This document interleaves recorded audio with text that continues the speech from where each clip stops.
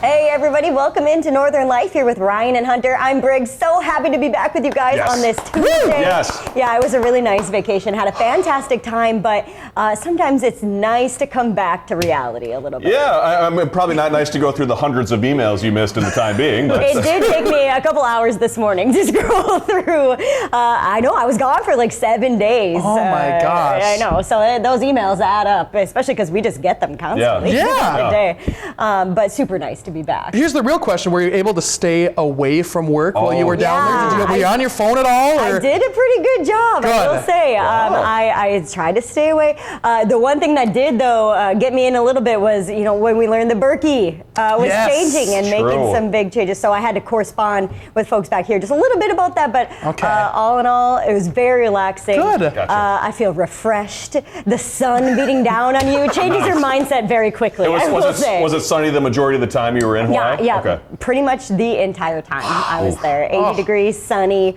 Couldn't have asked for anything better. Yeah, very tough. I guess I'll go through that. Well, we got a lot of photos coming up too with you, and I believe whale watching video possibly later on. Yeah. So we'll be talking about that, but also talking about this later on the show today. Coming up on Northern Life, Ryan and I joined our executive producer Ben, hoping to escape the bong. It came down to the wire literally the last couple of seconds as we worked to complete the Historical Center's mobile escape room. Ryan and I at the end of the day trying to complete that was very tough. So having a fresh brain like Briggs would have been helpful, but we got through it. Would have been so helpful. I think we could have had a team of 5 and we had a team of 3, and all of us, exactly aren't the best at working together. So we could have desperately used Briggs on that. Yes. But we are very glad you had a wonderful time in Hawaii. And from the photos you gave us, it seemed like you had a ton of opportunities to experience kind of the ocean life. Yeah, the island life. It was great. This was the view from our hotel. It was so pretty. That is a sunset every night. Just fantastic. A lot of people just sat down by the water there and watched everything. Who's that guy? Oh, my husband Matt. I know, it was our honeymoon, and so we ate out a lot. Credit cards hurting. Myself just hurting in general. But we ate at some really cool places. Like this was an old plantation that's been turned into a restaurant, and it had so many cool things. A lot of old artifacts outside and this pond area. A lot of ducks just swimming around the entire time. It really couldn't have been more beautiful. We went to Maui, which was a really cool island. I'd been to one other island in Hawaii before, but this one felt like a totally different vibe. Lots of different geography. You did a little hiking, you said? We did, yeah. We did some hiking in a kind of volcano rock area. It was really interesting. Yeah, it was very barren. And just volcanic rock everywhere. I think that's what it was anyway. And then we read a sign that said it used to be a military training ground. Back in I think it's World War II. And so they were testing missiles there or something. So they said on the sign, if you happen to come across anything that looks suspicious, don't touch it. Call 911. And I was like, we'll be staying directly on the path where all the suspicious items have hopefully already been found. Stay away from the radioactivity if you can.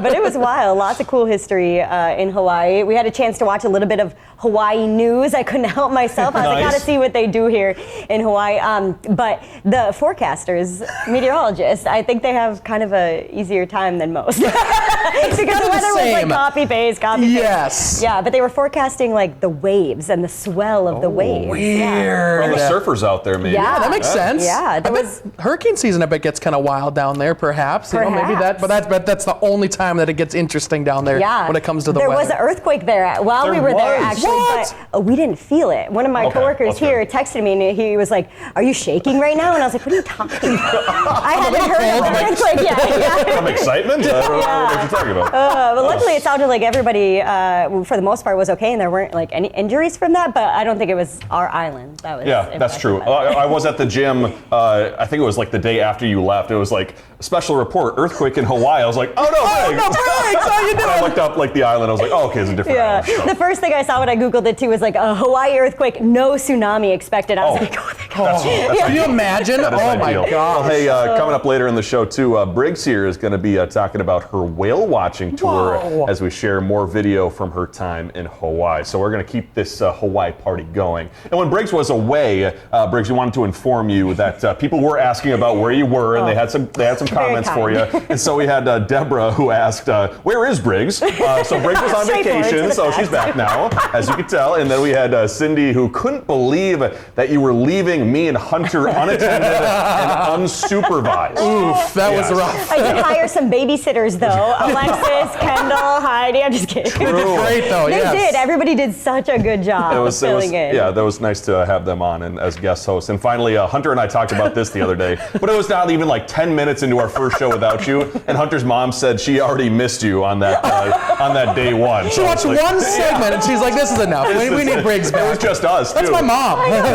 Your own mother. That was tough. So no one is more happy than my mom to see you right here, right now. Well, happy to be here, Deanne. Happy to be here.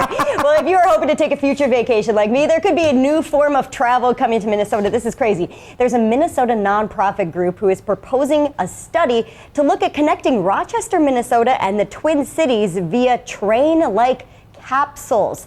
The 85-mile Hyperloop would travel with electromagnetic propulsion at speeds of up to 700 miles per hour. A little fast. In an underground or elevated tube. I don't do math quickly, but that's got to be like a 5-minute trip. They said like 7 to 15-minute trip. Whoa! Yeah. Do I want to go that fast? No, I don't think so, right? Oh my They gosh. also, the group needs $2 million to do the study on what they're calling like an unproven technology. Okay. So We got a long way to go. a reality, but we got a ways to go. Well, there we go. Interesting.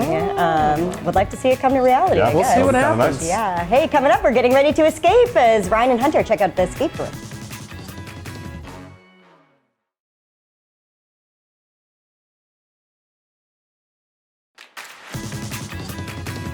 Welcome back. In this week's Blindfold, we were placed in quite the hypothetical situation. So our team had been shot down in the jungles of the South Pacific, and we had to work together to escape and evade our enemy. It was pretty crazy. We were joined by our executive producer, Ben, as we tried to complete the mobile escape room before time ran out at the Bong Historical Center in Superior. You ready? I think I hear Creed or something. Okay. You're great. Okay, 1, 2, 3. Oh, we're at the Bong. The Bong Center. What's about to happen? They have an escape room at the Bong. This particular one that you're going to play was built specifically for the Bong. It's Escape and Evade, which is your air crew in the South Pacific in World War II. This jacket is quite heavy. So we have numbers on this. Oh, there's a key. Yeah. Oh, key. All right. Good job, Hunter. Thank you. Open that up. Here's the Bible. We need another key. I'm gonna check under the things. We got another. Oh, wait. Oh, never mind. I don't think that's anything. We had a fiery start. We were off to a hot start. Ooh, that's a little We're sharp. slowing down in a hurry. There's a number on here too, 7346. Is that it? Just like a little diary, it looks like. Why would we need the binoculars? It might have some kind of meaning. Not enough time to write in my journal daily. We are running a lot of drills that will prepare us for the Japanese. You should not read too much into the journal, but it is very important. Maybe there's something hidden in it. Oh, there's a key in the... Oh, it's in the... The Earth's future is a chess match between God and the devil. There's something in here.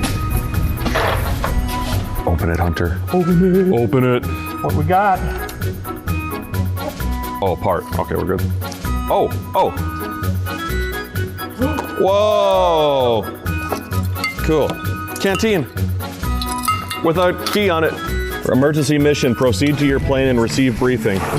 We need to find something, Hunter. That's it. 8273. Oh. There's a key.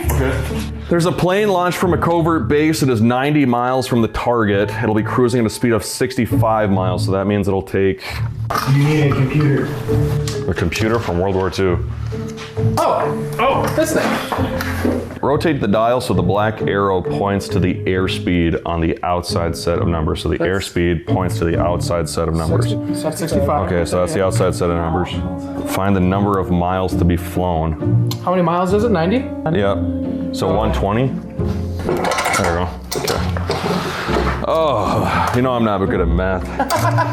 Okay, here's that mission. Okay. Up to 10,000 feet. Up to 10,000 feet. Starboard, okay. Port. Okay. Down to 9,000 feet. Port. Starboard. Back up to 10,000 feet. There we go. Thank goodness. Nice. This bullet just shot you down. Oh no. Bail out. Bail out. Ah! You need to go to the green jungle. Oh, this thing's locked. Okay. Need that. In Papua New Guinea, the Australian Special Services went in and set up little huts like this for American servicemen or Allied servicemen. If they were shot down over the jungle, they would find their way to these huts, and there would be ways for them to communicate with a submarine or a destroyer or somebody like that to come and pick them up. Okay. It's a cut. Oh, there's C something on the bottom of that? C1. C1, and then this big old piece of wood looks like a wrench. Where do you belong, piece of wood? That thing. Let's see, where's the tool? Is that the wood thing? piece of wood. Okay, lefty loosey. Oh no, we're gonna get that. We're gonna get it. We're gonna make it out here, Ryan. Well within reach. You can do it. Okay. All right. So the blood shit for use by American airmen. Please help me find the members of the Allied force. Oh, 258. There's a button. Okay. Spam. Spam. Okay, here's that. Read that. Anything else? There's a key. There's a key for that. Oh no. Okay, we got like a. What in the? Oh, we're gonna make our call. Oh yeah. N, okay. A. So Y. Mayday. Oh, it probably says Mayday. US. That one's O, P, I, C, H, U, T, U, N, I. 30 seconds. O. Unicorn? Unicorn. 15 seconds. Call it in. Mayday, US pickup hut unicorn. How do I do it? How do I do that? Just call it. Mayday, US pickup hut unicorn. What? Pick up Hut unicorn. Pick us up, hut unicorn. You got it. Let's go! Oh my gosh! Oh man. Jeez, that was close. Oh, why does that remind me of when I took you guys on the Canal Park scavenger hunt down to the wire again? Seriously, What the heck? we know how to manage all of our time. But the scavenger hunt one was a little nicer because it was at the start of our day, so maybe we had a little more energy. This one was this one hurt my brain a lot, but it was a lot of fun. But towards the end of the day, man, it was tough on the old mind. It was, and the other part is we weren't really working together, like you said. No. We were all like in our separate corners, reading separate things, and we got it done though. We made it out. We got it done. Well, coming up, we're going to talk more about our time in the escape room. Plus, Briggs is going to be sharing some more memories from Hawaii.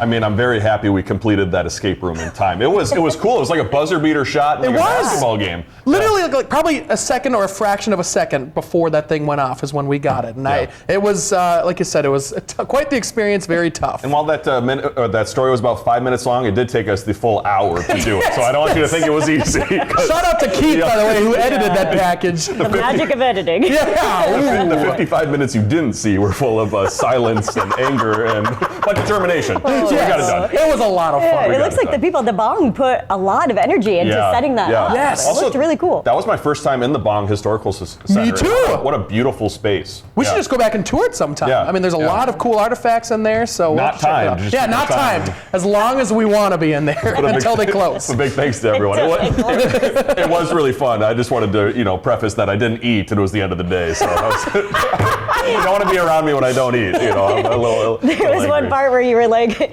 your plane has been shot down. Just very monotone.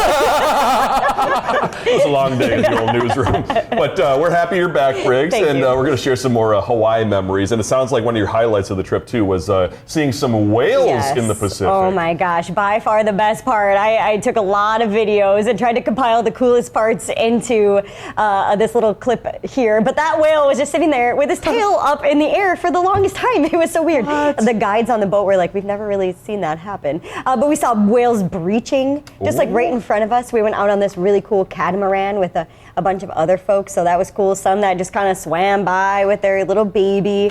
And then this next video is my favorite one right here. This guy was just flapping his fin on the water like that for probably like, I don't know, 2 whole minutes. He was just doing that. Just because it felt good or something. Yeah, I was like, I asked the man, I was like, so what is the science behind this? And he's like, I don't know. I was like, okay, he's just having a good time, that's all.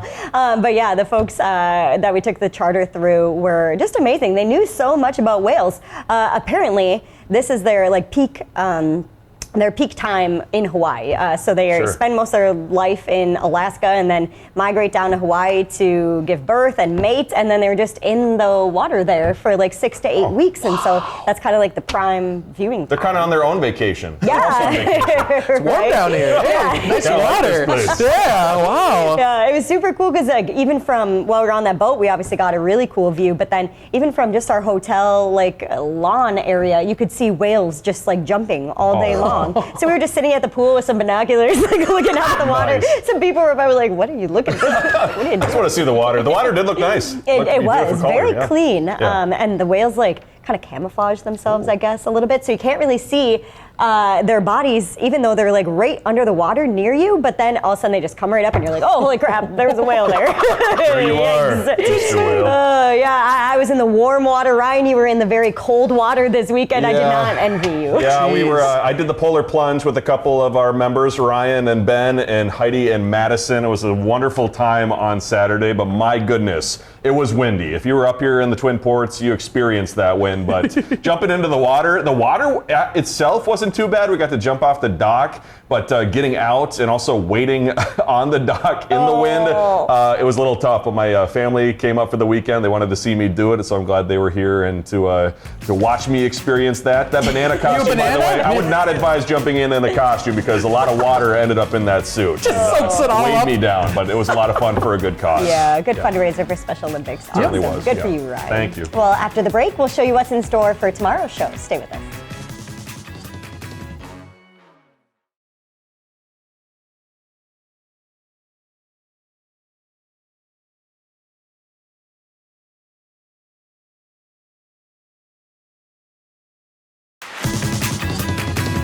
Welcome back, folks. Coming up tomorrow, we've had a lot of unusual or strange does-it-work products to show on this show, but tomorrow's might be the strangest one yet. Rachel will show us how well the Curl-A-Dog Spiral Hot Dog Slicer works. What? What did I just read? Well, we've had the hair curler before, but now we got the hot dog curler. Okay, all right. What's the purpose of this? In case you've ever wanted to curl or spiral your hot dogs at home, you got a product to use for it. Big I've done the demand. thing where you like poke your fork into the hot dog when you're microwaving it so Yep. it doesn't like explode. I don't know if this has something to do with that. Oh, that could be. This might just be for appearances or looks, but I guess Rachel will be informing us.